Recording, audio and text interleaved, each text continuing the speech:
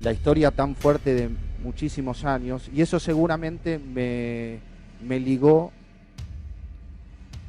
a hacer todo lo que fui haciendo a lo largo de mi vida. El judaísmo está ligado con el mundo del espectáculo. Mi relación con el judaísmo y sobre todo, bueno, me pasó de ser actor a ser productor, y todos me preguntan, yo nunca conté la verdad, ¿por qué soy productor? Y esto lo puedo decir en este ámbito, ¿cómo no voy a ser productor si ustedes ven las películas en todos lugares del mundo y el 85% está relacionado con la gente de la creatividad? En proporción somos muchísimos menos, pero el aporte que tiene la comunidad judía a la cultura es enorme.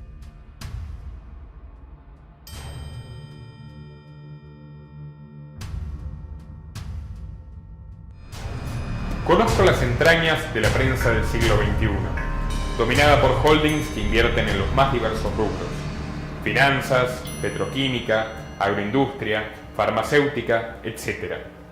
Las redacciones se transformaron en nuevos instrumentos para ganar dinero, pero no necesariamente publicando una buena exclusiva, sino promoviendo leyes que favorezcan sus proyectos corporativos, apoyando la carrera de políticos que luego los recompensarán con licencias monopólicas, subvenciones millonarias o publicidad oficial, ocultando los secretos de sus dueños e instigando persecuciones judiciales contra sus enemigos. Por todo lo anterior, existe una cartelización de las empresas de medios, que ya no se ven obligadas a competir entre sí. Al contrario, se unieron para conquistar un poder mucho mayor, inmensamente útil para la élite mundial: la construcción de un relato hegemónico, una realidad paralela, indiscutida e indiscutible, que justifique el orden de las cosas y lo perpetúe. Decía el brillante liberal francés Frédéric Bastiat que la hazaña más asombrosa de los opresores fue reemplazar los grilletes que encadenaban a los oprimidos por una forma mucho más sutil de opresión: la esclavitud mental. Cada vez son menos las diferencias editoriales entre la CNN y la BBC, el New York Times o el Universal, Clarín, El País de España o Le Figaro. Sus posiciones sobre terrorismo son esencialmente las mismas que las del Pentágono. Su postura favorable a la bancarización compulsiva obedece a los mandatos de JP Morgan, y absolutamente todos los editores están de acuerdo en promocionar la visión de género de George Soros. Pero en los últimos años, esta aceitada coordinación estratégica comenzó a dar signos de agotamiento. De la mano de Internet, las ganancias de estos titanes decayeron junto a su credibilidad. Aparecieron multitud de blogs, portales e incluso cadenas alternativas que ofrecen al público visiones contrapuestas a las del mainstream. Pero cuidado, si algo caracteriza al capitalismo crony es su habilidad para reinventarse constantemente. La guerra que enfrentó a los titanes de la prensa con los oligopolios que manejan Internet, como Google y Facebook, está llegando a su fin. Las redes sociales se convirtieron en la mayor base de datos de la historia de la humanidad, sirviendo a sus gobiernos aliados como un instrumento de vigilancia masiva de alcances ilimitados.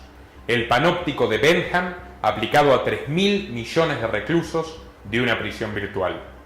Sus gerentes castigan y persiguen a los medios alternativos mientras privilegian a los medios hegemónicos, que ahora se auspician a través de sistemas de publicidad personalizada como Google AdWords y Facebook Ads. De todas formas, quienes estamos empeñados en luchar contra corriente, siempre encontramos una trinchera desde donde dispararles con nuestras ideas subversivas. Como David contra Goliat, nuestras modestas victorias amenazan su hegemonía. Llegada a esta instancia, los métodos del totalitarismo sutil son reemplazados por el viejo látigo de los inquisidores medievales, de los monarcas absolutistas y las dictaduras militares, capaces de condenar a muerte a todo aquel que los cuestione, imbuidos de la prepotencia sádica de quienes suplen con violencia su falta de razón. A continuación conocerán cómo opera la censura de los lobbies sionistas en América del Sur, con arcaicas listas negras, chantajes monetarios, amenazas públicas, persecución política y judicial, e incluso, cual policía del pensamiento orwelliana, el intento de redimir a sus críticos antes de exterminarlos definitivamente. no lo dijo él, es la cantidad de desaparecidos que figuran, el resto no están. Nuestro dinero estaba siendo pagado para gente o sea, de más en vez de la cantidad de desaparecidos que estaban, o sea, nuestros impuestos. Es como pasó con el Holocausto, dijeron que eran 6 millones, pero no eran tantos.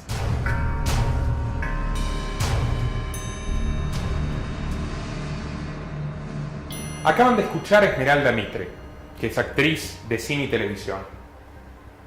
En ese fragmento de una entrevista que le realizaron en mayo del 2018, afirma que no está segura sobre la cifra de víctimas de la última dictadura militar argentina. Afirma que la popularizada cifra de 30.000 muertos no se condice con la realidad, al igual que los 6 millones de muertos judíos en la Segunda Guerra Mundial. Curiosamente, no fue la primera afirmación la que generó polémica, pese a referirse a un evento nacional, trágico y más próximo en el tiempo, sino la segunda, la del Holocausto. Esmeralda pertenece a una familia aristocrática, es hija de Bartolomé Mitre, director del emblemático periódico La Nación, el más longevo del país. Y esto no es un dato menor porque La Nación es el último reducto del oficialismo. Trabaja activamente por preservar al gobierno de Macri y es un portavoz histórico de los enfoques atlantistas y pro-israelíes. Nada de esto impidió que esta mujer sea exhortada a pedir disculpas por la DAIA, la Delegación de Asociaciones Israelitas Argentinas, que es el principal lobby sionista del subcontinente. Todos los medios nacionales, empezando por el canal de nuestro amigo Suárez hasta el tabloide de su propio padre, repudiaron sus dichos, criticaron severamente a la actriz y advirtieron en tono pendenciero que se aproximaba el final de su carrera. No solo eso, fieles al procedimiento habitual por el cual la DAIA reprime todo aquello que considera delitos de opinión, se instó a Mitre a firmar un acuerdo de conciliación privado con el organismo. Si bien la DAIA es una entidad privada, pretende representar a la totalidad de los judíos en Argentina. La subordinación de los medios argentinos hacia la DAIA es absoluta y excede incluso los propios vínculos familiares de sus dueños. Impactante. A continuación, escucharán de la boca de Esmeralda Mitre cómo aconteció su reunión con el entonces presidente de la DAIA, Ariel Cohen-Sabán. Una situación de vulnerabilidad, sin entender lo que me quería decir, lo recibo. Me dijo, te pido por favor que te sientes al lado. Vení, por favor, vení. Te quiero salvar, te quiero ayudar, yo te voy a ayudar. Te puedo abrazar. Abrázame fuerte. Y yo no podía entender lo que estaba pasando. Me corro y él me dice, bueno, yo te voy a convertir en una heroína. Yo creo que tendrías que ir a Alemania, llevarte un par de chicos, podrían ser así, dice, un par de chicos, unos 10, unos 12, bueno, vamos viendo. Y yo le digo, pero ¿cómo? Yo estoy ensayando una obra, no puedo ir a Alemania. No sé, le digo, ¿qué quiere decir? ¿Que yo tengo que pagar por un perdón? Pregunté, ¿cuánto cuesta esto? Y me dice $80.000. Le digo que no tengo ese dinero y me dice, bueno, entonces vamos viendo, lo podés pagar en cuotas. Me empieza a abrazar de vuelta, me toca un pecho y me quiere dar un beso en la boca. Me corro y me da como un beso en la mitad de la boca. Él cada vez quería más y en un momento, perdón que utilice esta palabra tan ordinaria, me dice, yo no te voy a agarrar. Y adivinen qué, Cohen-Sabán admitió sus delitos. Ustedes se preguntarán, ¿qué ocurrió entonces? ¿Se disolvió la DAIA? No, para nada. Mientras cualquier asociación civil hubiese colapsado ante un episodio de este tipo, a la DAIA le bastó con pedirle la renuncia al dirigente, que hoy descansa tranquilo en su casa. Curioso, ¿verdad? En una época donde las denuncias de violencia de género hunden carreras, incluso cuando no median pruebas, en este caso, donde todo indica que la acusación es verídica, la cosa no pasó a mayores. El pedido de soborno está consagrado por el carácter privado de las conciliaciones de la DAIA, cuya regla pareciera ser ofrecerle a los imputados la posibilidad de comprar su absolución, so pena de destruirlos personal y profesionalmente. Semejante extorsión mafiosa que opera en paralelo al Poder Judicial solo puede subsistir con la complicidad de las más altas esferas del poder. Prueba de ello es la suerte que corrió Santiago Cunio inmediatamente después del caso Mitre. A un gobierno malintencionado le tiene que ir mal, porque si no cumple su vocación de maldad. ¿A dónde se supone que va a viajar Macri en los próximos días? A Israel. Motivo, partidito de fútbol. Porque en este país hay tiempo para ir a ver la selección, muchachos. O sea, si hay algo que el presidente tiene tiempo hoy, es para ir a ver un partidito.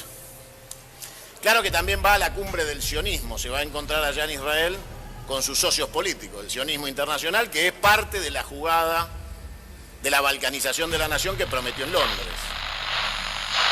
Ese grupete de impresentables que son todos del gobierno, todos, y que demuestran su vinculación con los dirigentes de la DAIA de manera asquerosamente, porque lo utilizan como instrumento de amenaza. Porque hace ya días que vienen rompiendo las bolas de ver cómo me amenazan con una causa. Métanse las causas en el ojete, a ver si entienden. ¿Ustedes creen que nos van a callar? ¿Que vamos a dejar de mostrar la realidad social, política y económica de los argentinos porque ustedes amenacen? ¿Ustedes se creen que nosotros no sabemos que son ustedes mismos la cédula del gobierno?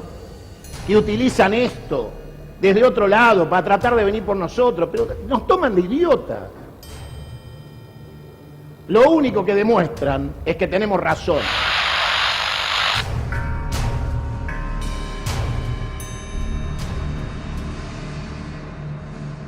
Cunio es un periodista crítico con el gobierno de Macri, que lideraba la audiencia con su programa 1+1+3 desde la pantalla de Crónica TV. El ciclo, que duraba 2 horas diarias y se emitía de lunes a viernes, contaba con variedad de invitados que no tienen lugar en otras cadenas televisivas aliadas al presidente. De la multitud de críticas que Cunio dirige vehementemente a la actual gestión, algunas molestaron más que otras, más de la cuenta, más de lo permisible para los cánones de nuestra falsa democracia. Especialmente las denuncias contra el empresario anglo-israelí Joe Louis. Dado que lo conozco de años a Joe Louis y soy amigo de él. Louis no es solo uno de los terratenientes más importantes de la Patagonia, sino que a través de Marcelo Mindlin, presidente del Museo del Holocausto y por supuesto miembro de la DAIA, incursionó en el duopolio que controla la energía eléctrica de la Argentina. Así obtuvo suculentas ganancias con el tarifazo que impuso su amigo el presidente, multiplicando por 30 el importe de la boleta de la luz del hogar promedio. A partir de una feroz editorial del periodista contra los lobbies israelíes que pretenden adueñarse de la región, lo tacharon de antisemita, encendieron su aparato de desprestigio coordinado y lograron su salida del canal. ¿Cuál es el rol del sionismo en los medios de comunicación de la Argentina? ¿Por qué tienen tanto poder? Porque han atendido estratégicamente la colocación de sus agentes en los medios de comunicación como instrumento de presión, divulgación y concientización de lo que representa un modelo anglófilo israelí que viene por la Argentina. Y Macri no es cada vez más estrecho, es parte. Con lo cual nosotros tenemos un gobierno de ocupación. Ahora, el gobierno argentino puede elegir de qué lado estar. Nosotros sí podemos elegir de qué lado estar. Y entonces podemos elegir estar del lado de los buenos ciudadanos israelíes que desprecian ese gobierno criminal. Podemos estar del lado del pueblo palestino, que es donde estamos todos los argentinos bien nacidos. Por supuesto. Y nuestro gobierno no lo hace porque es parte, no porque es torpe, porque es parte.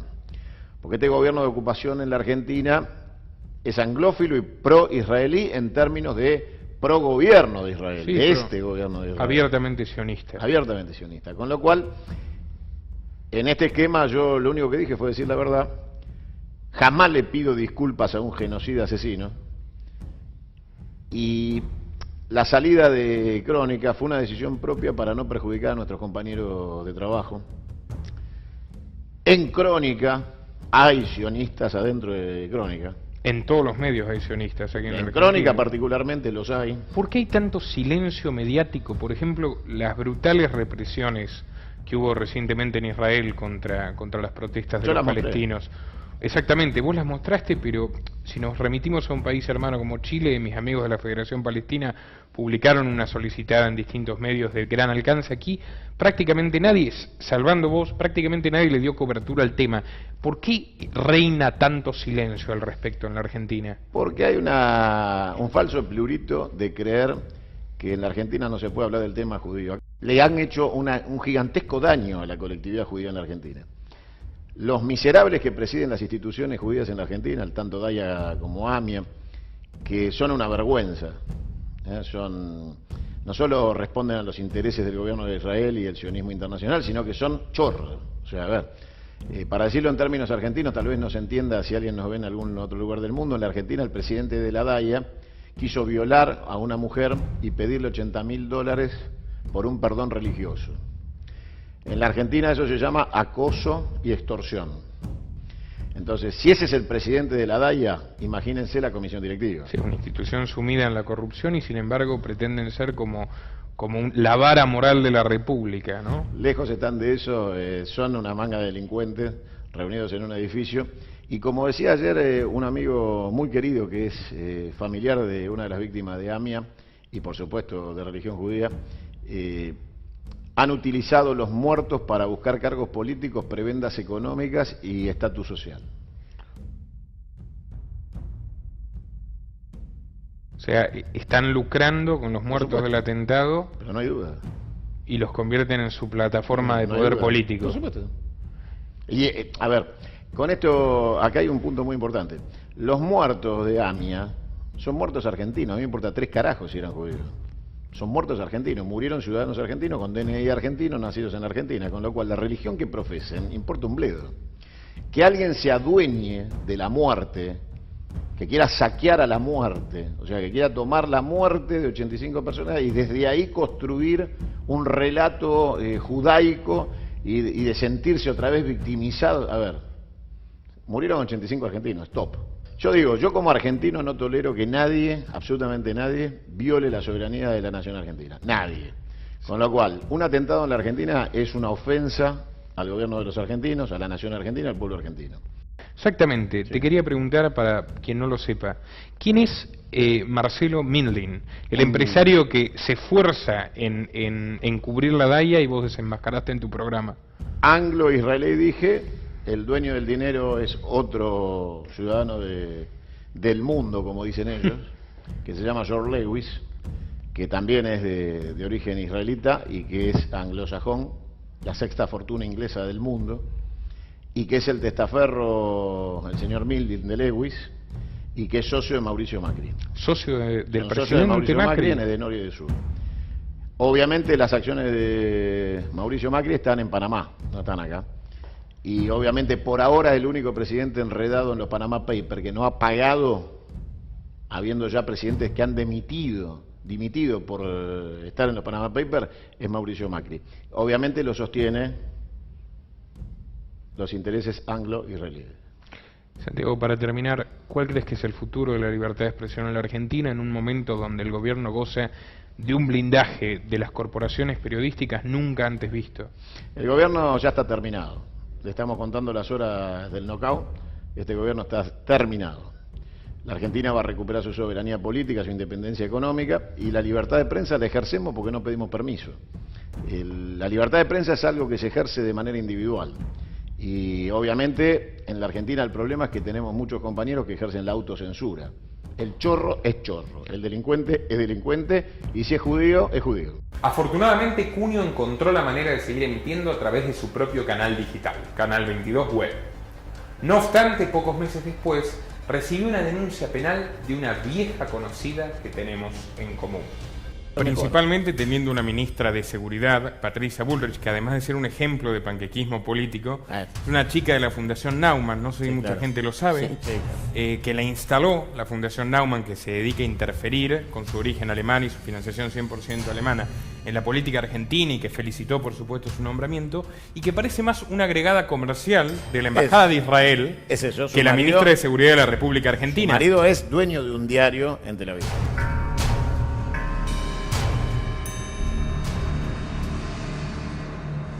Patricia Bullrich no perdona. La actual ministro de Seguridad ostenta un prolífico currículum. Desde sus orígenes en la guerrilla socialista Montoneros, fue diputada peronista, ministro de Trabajo del fatídico gobierno radical de Fernando de la Rúa, que nos condujo a la megacrisis del 2001, y líder del partido unipersonal Unión por Todos. Y aunque no parezca, Patricia se mantiene fiel a alguien más que ella misma, sus padrinos políticos. allí es donde aparece Mario Montoto, también exmontonero, devenido un empresario armamentístico proveedor de todos los gobiernos argentinos de los últimos 30 años. Un monje negro que paga por mantenerse fuera de los radares de la prensa y, adivina adivinador, presidente de la Cámara de Comercio Argentino-Israelí. A Montoto y a la Fundación Naumann, un lobby financiado íntegramente con impuestos alemanes, Bullrich les debe el cargo que ocupa actualmente. Siguiendo la lógica de favor con favor se paga, Argentina realizó millonarias compras de armamento y equipamiento policial israelí en los últimos 2 años y medio. En tiempos de ajuste donde los impuestos y las tarifas asfixian a los contribuyentes, los pseudo-liberales de Cambiemos gastan dispendiosamente en reforzar el aparato represivo. De la lista de adquisiciones, la más controversial es Pegasus, un software de espionaje masivo diseñado por el holding israelí NSO Group, que sirve para interceptar todo tipo de dispositivos, computadoras, teléfonos celulares, tablets, y no solo obtener toda la información confidencial, sino programar remotamente sus micrófonos y cámaras para vigilar de manera perfecta las 24 horas a sus usuarios. En otras palabras, transferir el poder que compañías como Facebook y Google suministran gratuitamente a Estados Unidos, Gran Bretaña o Australia, pero a países del tercer mundo como México, donde su implementación originó un escándalo coyuntural. En 2017, con motivo de la visita de Netanyahu al país, Montoto y Bullrich gestionaron la compra sin dar parte oficial. Apenas media docena de periodistas, entre ellos Sebastián Salgado, corresponsal de Hispan TV, denunciamos la siniestra operación, pero ningún medio de primera línea se hizo eco. Para finales de abril del 2018, con motivo de la reforma del Código Procesal Penal, se incorporaron 2 artículos al proyecto de ley, bien disimulados entre los restantes 600, con el fin de legitimar el uso de Pegasus sin ningún tipo de orden judicial. En otras palabras, espiar a quien quieran, cuando quieran y como quieran, que es lo que presumiblemente ya están haciendo, pero de manera legal. Con esta jugada demostraron que nuestras denuncias originales eran absolutamente ciertas. Una práctica despótica bendecida por el silencio sepulcral de la prensa cómplice. El proyecto obtuvo media sanción en el Senado y estuvo a punto de aprobarse finalmente en la Cámara de Diputados, donde un grupo parlamentario recogió nuestros informes y bloqueó, de milagro, la iniciativa. Cuesta creerlo, pero este tema, que fue quizás la principal noticia del año, no figuró ni por un momento en las principales portadas de diarios, ni en el prime time radial o televisivo, con la sola excepción del programa de Cunio, donde tratamos el tema antes y después de su salida de Crónica. El fenómeno Pegasus reveló como nunca antes el grado de sumisión del periodismo al poder sionista.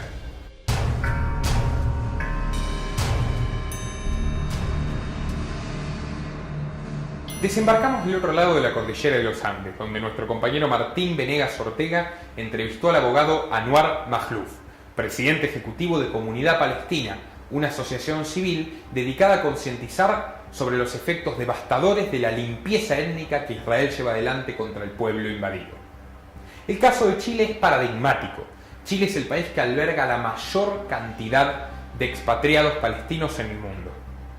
Son 500.000 personas sobre un total de 16 millones.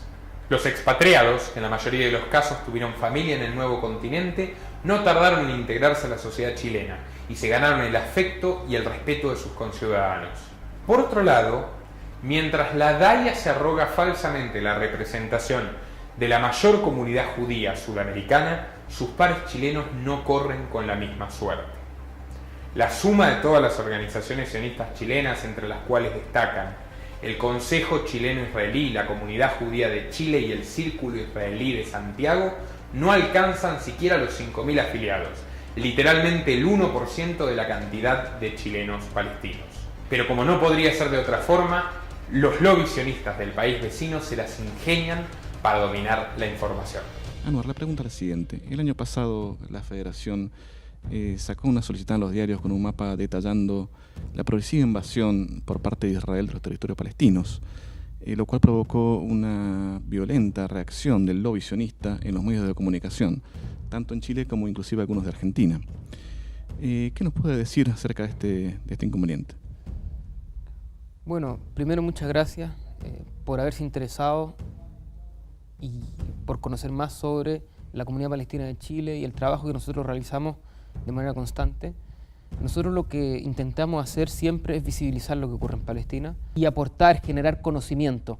Siempre el lobby sionista va a intentar desacreditar lo que dice la legislación internacional, va a intentar desacreditar a todos aquellos organismos que de manera objetiva intentan visibilizar lo que ocurre en Palestina, y en ese contexto siempre ha dicho que la comunidad palestina en Chile intenta importar el conflicto, como si nosotros cuando hablásemos de Rusia estuviésemos importando el conflicto, o cuando si hablamos de Venezuela importamos el conflicto que existe en Venezuela, o si hablamos de alguna problemática en algún lugar del mundo estuviésemos importando esa problemática. En ningún caso. Nosotros intentamos generar discusión, intentamos generar análisis sobre lo que ocurre y en ningún caso importar algún conflicto. Por lo demás tampoco existe un conflicto, existe una ocupación militar en la cual existe una potencia ocupante y un pueblo ocupado, un pueblo oprimido al cual se le vulneran todos sus derechos.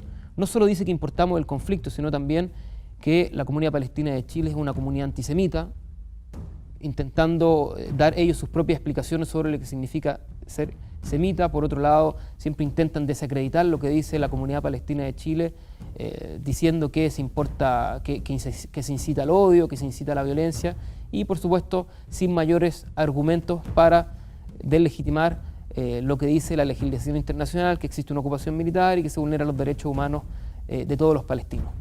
En esa ocasión en particular que tú me mencionas de los mapas, hicimos ver que a lo largo de 70 años Palestina se ha reducido al 8% de lo que era, y en un 8% en que Palestina se ha reducido a guetos, se ha reducido a islas, ciudades, que ninguna tiene conexión entre sí.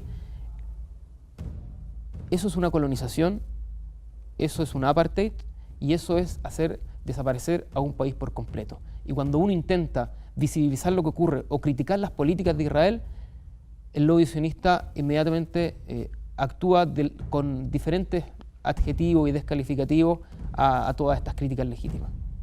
Explíquenos cómo ha sido esta violación, digamos, a su derecho al tránsito y entrar a Palestina. Bueno, el año pasado efectivamente se me prohibió el ingreso para poder ingresar a Palestina. Las fronteras para poder ingresar a Palestina las controla la ocupación israelí. Por lo tanto, cualquier persona que quiera visitar los territorios palestinos ocupados debe pasar obligatoriamente por control fronterizo israelí.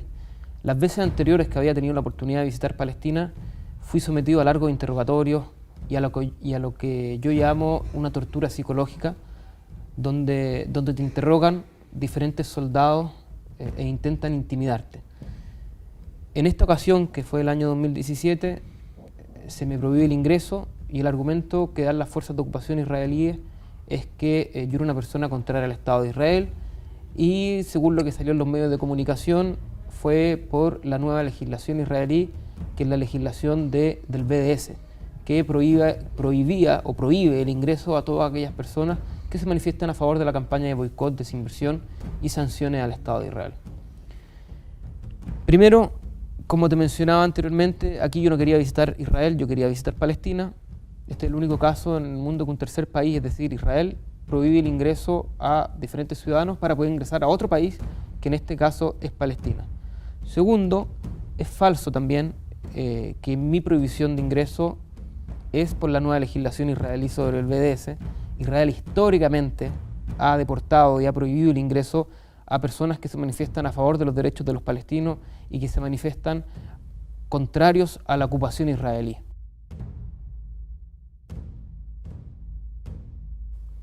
Por lo tanto, esta ley en particular lo que viene a hacer es dar una cierta apariencia de legalidad con esta nueva legislación israelí a un acto que es contrario a la legislación internacional.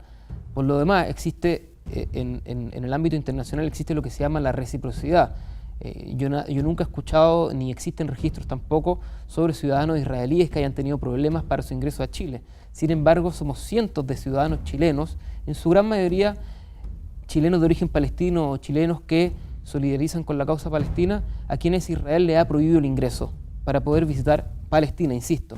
Nuestro deseo no es visitar Israel, sino que visitar a nuestros amigos, a nuestros familiares, en mi caso, en la zona de Belén, en la ciudad de Belén ocupada.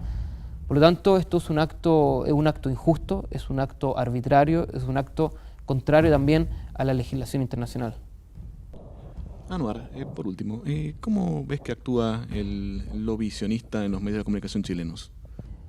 Cada vez que intentan mostrar la problemática palestina, se encuentran con un lobby sionista que, más que intentar poner su postura, intentan amedrentar e intimidar a los diferentes periodistas y editores de los medios de comunicación.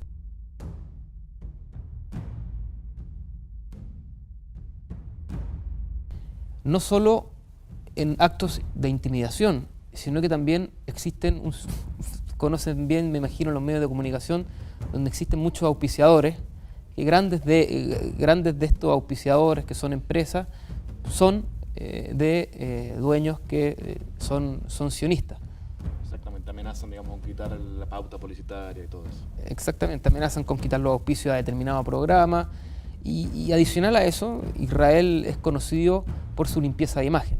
Claro. Israel otorga becas a un sinnúmero de periodistas de diferentes medios de comunicación, radial, escrito, televisión, para ir a estudiar Israel y mostrar estas bondades de Israel como un país abierto, como un país democrático, en momentos en que practica una colonización brutal, violando los derechos humanos de los palestinos de manera diaria. Y de esta manera intenta siempre manejar o manipular lo que los medios de comunicación intentan visibilizar sobre lo que ocurre en los territorios ocupados palestinos. Bien, Anwar, ¿puedes mencionar algún otro caso que tú conozcas de propaganda sionista o de censura sionista en los medios chilenos? Esto ocurre todos los días. Lamentablemente es cosa de todos los días. El lobby sionista actúa muy fuertemente, envían diariamente pautas a los medios de comunicación. Todos los días, o más bien todos los meses, periodistas chilenos viajan invitados por la comunidad sionista a Israel. Y estas son formas de lobby y son formas de, a través de estos cambios, censurar una eventual opinión de algún periodista sobre el tema palestino. Finalmente, a través de estos viajes a los periodistas, a través de esta intimidación que realizan a los periodistas cuando muestran algo sobre lo que ocurre en Palestina, son todas estas formas de censura. Lo mismo que te mencionaba anteriormente, cada vez que nosotros tenemos alguna conversación con algún medio de comunicación, nos dicen, sabes que no, porque nos queremos evitar problemas con la comunidad sionista. Y eso es una forma de censura, y eso ocurre todos los días. Tal como lo escucharon, dada su condición ultraminoritaria, los sionistas chilenos apoyan su estrategia hegemónica en 3 pilares básicos. Primero, presionar a los medios a través de accionistas y auspiciantes. Segundo, aislar a los chileno-palestinos de sus familiares y amigos en Gaza y Cisjordania, boicoteando la tarea de la comunidad palestina y bloqueando el acceso a información de fuentes primarias. Y tercero, y no menos importante, cooptar directamente a los periodistas. Una técnica que utilizan frecuentemente en países donde la presencia numérica de los operadores sionistas es menor. Tutelando la carrera de los profesionales de la comunicación, como lo hacen con los políticos, se garantizan un disciplinamiento perfecto de la prensa. Contar con agentes en todos los estamentos del periodismo reduce drásticamente la aparición de disidencia contra el pensamiento único. Los niños son principales víctimas de esta ofensiva. Este jueves, al menos 5 niños murieron en diversos ataques en Gaza. O sea que Israel no solo es terrorista, sino también es racista, fundamentalista y genocida. Bueno, acá estamos empezando en lo políticamente incorrecto, como habíamos dicho al principio del programa. Claramente lo que acaba de leer Enrique es la triste realidad. Los palestinos no se fueron pacíficamente, fueron expulsados por el terror sionista, que tiene nombre y apellido, especialmente, básicamente 4 organizaciones. Irgun Tzvai Leumi, que ya hemos hablado y vamos a seguir hablando, el grupo Stern, nombrado por un terrorista de nombre Abraham Stern, el grupo Lehi y el grupo Haganah.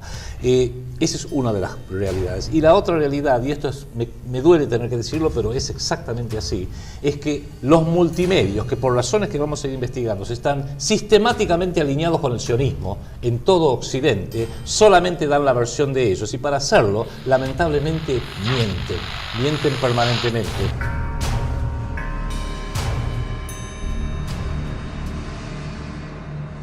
decidí dejar para el final esta entrevista con Juan Manuel Soaje Pinto, director del canal TLV1, porque me pareció particularmente reveladora. Si bien no coincido con todos sus lineamientos ideológicos, admiro su arrojo. Abandonó una prolífica carrera en el sector privado para dedicarse a un proyecto que no le reporta absolutamente ningún beneficio económico.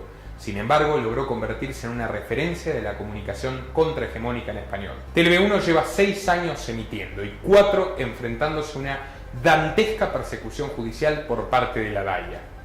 Si bien el canal tiene una fuerte impronta nacionalista, a menudo invita a personas de las coordenadas intelectuales más diversas, generando un espacio de debate sin restricciones sobre los tabúes del renovado oscurantismo global. Aquel sin duda ha sido su mayor pecado. Dígame, ¿cuál fue el incidente disparador para que la DAIA litigue contra ustedes y trate de imponerles una mordaza judicial? Mira, en uno de nuestros programas estamos realizando un análisis geopolítico y particularmente hacemos análisis internacionales. Entre esos análisis internacionales se había dado el bombardeo en Gaza de las tropas israelíes y en esto nos había causado muchísimo dolor la reacción, las fotos, la forma de las filmaciones, el impacto, el dolor de las madres, el dolor de los padres, en una reacción tremendamente desmedida en fuerza y en estilo. Lo que hizo que cuando transmitieran la noticia, particularmente Adrián Salvucci, se cargara un poco de emoción. Obviamente estas cuestiones generaban emoción, ¿no? Lo que significó que hubiera una determinada cantidad de denuncias de antisemitismo. Pero no se entiende muy bien, porque lo que ustedes estaban denunciando es un desproporcionado accionar represivo por parte de Israel, del Estado de Israel, de la cúpula militar y política de Israel. ¿Cómo se traduce eso en antisemitismo? Bueno, hay muletillas en las cuales se utilizan mucho, especialmente en la prensa de hoy, los medios de comunicación, es que no se sepa diferenciar entre lo que es el sionismo, lo que es la colectividad judía o la religión judía. Lo que anunció Salvucci en su momento es que la DAIA no está operando como una organización local, sino como una especie de lobby del Estado de Israel en la Argentina. Y al actuar como lobby, sin tener el rango de lobista, sino como una asociación, se arroga esos derechos y comienza a litigar contra cualquier sector que reaccione al respecto. Ahora, al arrogarse eso, muchos de la comunidad judía no se sienten identificados. Y ahí es donde Adrián Salvucci dice, para evitar que se los identifique como una cuestión conjunta, le sugiero a la colectividad judía que se distancie de la DAIA, porque la DAIA es un lobby real, oculto, del Estado de Israel en la Argentina. Ocurre algo curioso, que a las 2-3 semanas de haberse emitido este programa, surge un separatismo de la DAIA a través de uno que fue ejecutivo, director, o tuvo un cargo en la DAIA, de apellido Elbaum, y funda la asociación o el grupo del llamamiento de argentinos judíos. Entonces, que se declara separado del Estado de Israel o separado de la DAIA, y la DAIA reacciona no solo por lo que se haya dicho, de acuerdo al temperamento o el tono en el cual se planteó la cosa, que después ellos se arrogan o por lo menos cuestionan el tono, a la misma vez ellos dicen que bueno, al representar esta comunidad, perciben que el mensaje que da TLV1 a través del proyecto Segunda República, en el programa Segunda República, se hace eco real, es decir, hay una separación de la DAIA de un grupo. Entonces estos muchachos están teniendo más influencia sobre nuestra colectividad de lo que en realidad nosotros tenemos. Exactamente, pero entonces lo que están censurando desde la DAIA es que ustedes, a diferencia de los medios hegemónicos, funcionen como debe funcionar un medio de comunicación, que es ofreciendo un punto de vista editorial, un punto de vista de opinión, sincero, sin tapujos, y la gente saca sus propias conclusiones, obviamente. Entonces, ¿la DAIA está interfiriendo de manera indiscutible en la libertad de expresión de la República Argentina? Bueno, sin duda tiene una gran influencia en los medios de comunicación, tiene una gran influencia en los medios gráficos, sin duda. ¿No admiten que haya un medio que no se adecue a sus condicionamientos, a sus exigencias del discurso? Bueno, forma parte de la censura del pensamiento único, lineal, de esta globalización que vivimos hoy en día. Esos fueron los elementos. Tuvimos varias mediaciones por intermedio, pero bueno, esas mediaciones exigían que si nosotros, inclusive el fiscal nos preguntó si en algún momento estábamos dispuestos a pedir perdón. Por lo tanto, esto termina en un programa subsiguiente en el cual se pide disculpas si el tono en el cual fue expresado esa audición había afectado, había tocado el sentimiento de algunos de la colectividad judía en la Argentina. Por lo tanto, pedíamos disculpas, pero que el hecho en sí era un hecho real, era un hecho periodístico, salió en muchos medios y que nosotros simplemente fuimos también emisores de esa noticia y al mismo tiempo dando algunos datos en los cuales sentíamos y, por supuesto, habíamos investigado que conformaban el por qué había ocurrido eso y la desmesura de la fuerza del Estado de Israel frente a estos crímenes en Gaza. Pero la DAIA no se conforma con esto. Exactamente, tal es así que no se conforma, termina una serie de mediaciones en las cuales la DAIA prácticamente en las últimas dos no va porque dice que hay un recambio dentro del directorio y entonces eso había dilatado un poco la decisión de si aceptaban o no esa disculpa. O sea, los denunciantes, el lobby sionista, la DAIA, no asiste a nuevas mediaciones, pero tampoco se conforma con eso que ofrecieron ustedes y continúa el litigio. Exactamente, al continuar el litigio dicen, no, nosotros queremos otro tipo de disculpas. Y en el otro tipo de disculpas empiezan a haber una serie de obligaciones o de propuestas, como dicen, bueno, para nosotros es costumbre, ¿no es cierto?, ir a visitar el Museo del Holocausto, por ejemplo, en Buenos Aires. ¿Qué significa que ustedes visiten el Museo del Holocausto? Bueno, es una forma donde a uno le van a dar una especie de curso, de clase, del dolor sufrido por la comunidad judía en Alemania. ¿Pero qué tiene que ver lo que ocurrió en Alemania con las aberraciones que comete Israel en Palestina? Forma parte de la reeducación que pretenden tener sobre los que no están de acuerdo con las políticas del Estado de Israel.